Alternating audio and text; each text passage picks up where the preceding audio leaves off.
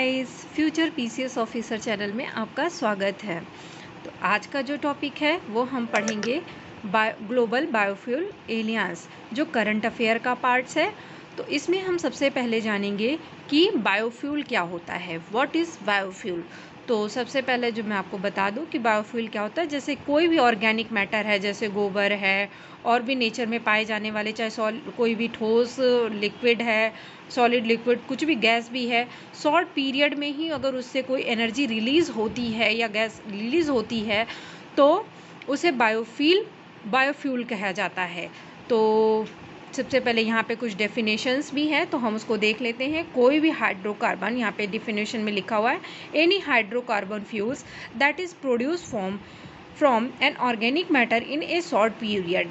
कोई भी हाइड्रोकार्बन ईंधन है जो कि एक ऑर्गेनिक मैटर से कम समय में ही उत्पन्न होता है, उसे क्या बोलते हैं, बायोफ्यूल बोलते हैं। सॉलिड, लिक्विड और गैसेस कोई भी हो प्रकृति में, ठीक है। इसका फ़ायदा क्या है बायोफ्यूल्स का? इससे हम डीजल और पेट्रोल के साथ भी यूज़ कर सकते हैं, कोई अदर फॉसिल फ्यूल के साथ भी यूज़ कर सकते हैं, या उसकी जगह पर ये एक सब्स्टिट्यूट भी हो सकता है।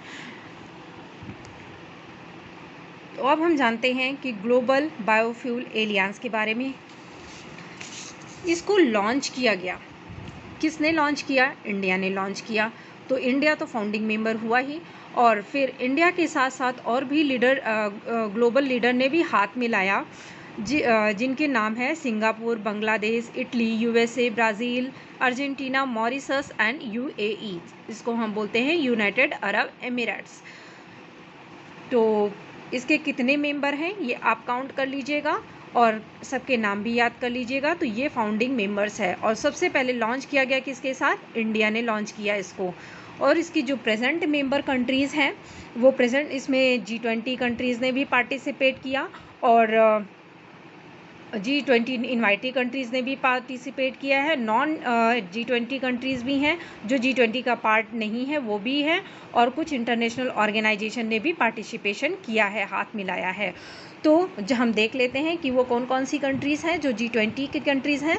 तो उसमें G20 की कंट्रीज 7 हैं, जिनका नाम है Argentina, Brazil, Canada, India, Italy, USA, south Africa. And G20 invitee की कंट्रीज़ कौन कौन सी हैं, कितनी है संख्या में? 4 हैं, Bangladesh, Singapore, Mauritius and UAE. और नॉन G20 कंट्रीज़ कौन कौन सी हैं और कितनी है संख्या में? 8 हैं। उनके नाम है Iceland, Kenya, Guyana, Paraguay, Seychelles, Sri Lanka, Uganda, Finland. And international organisation जिन्होंने ग्लोबल बायोफ्यूल एलियंस में पार्टिसिपेशन किया है वो वर्ल्ड बैंक है, एशियन डेवलपमेंट बैंक है, और वर्ल्ड इकोनॉमिक फोरम है, और इंटरनेशनल एनर्जी एजेंसी है। तो अब हम जानते हैं सबसे पहले कि इन्होंने बनाया, अब इसको बनाने का एम क्या रहा।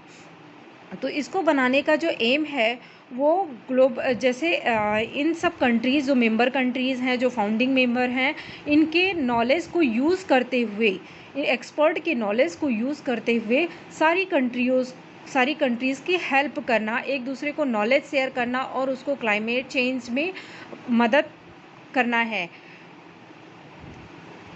अब इससे जानते हैं कि हम बेनिफिट क्या क्या होगा। तो बेनिफिट सबसे पहले हम जानेंगे कि इंडिया के लिए क्या होगा। जैसा कि हम जान रहे हैं कि हम इंडिया में रह रहे हैं, तो हमारे में सबसे पहले क्वेश्चन यही आएगा कि इंडिया के लिए क्या बेनिफिट है। तो सबसे जानते हैं बेनिफिट तो हमें क्या है, ये इंडिया के इनिशिएटिव, जो बायोफ्यूल्स के इनिशिएटिव हैं उनको बूस्ट करेगा, उनको बढ़ाएगा। अब कौन कौन से इनिशिएटिव हैं इंडियाज़ के? इनिशिएटिव हैं PM जीवन योजना, सतत स्कीम, गोवर्धन स्कीम। इन स्कीमों के बारे में भी आपको डिटेल में पढ़ाया जाएगा।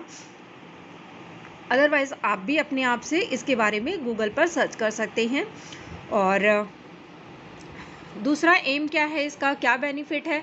तो ये फार्मर की इनकम को भी बढ़ाएगा और नए जॉब की क्रिएशन करेगा।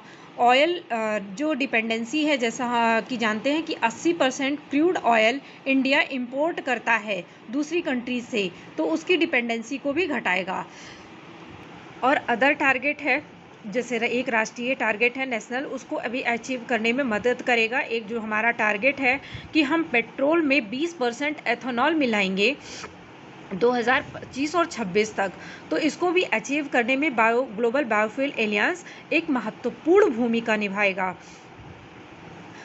तो आज के लिए हम इतना जानते हैं, इतना हमने रट लिया है। और करंट अफेयर में जो सिविल सर्विसेज में पूछा जाता है, अगर आपने इतना जान लिया है और इतना आपकी ज़ुबान पे रटा हुआ है तो आप क्वेश्चंस को बहुत अच्छे तरीके से कर पाएंगे। और अगर ये वीडियो पसंद आए आपको तो लाइक एंड शेयर करें और मेरे साथ UPPCS की तैयारी कंटिन्यू करें। धन्यवाद।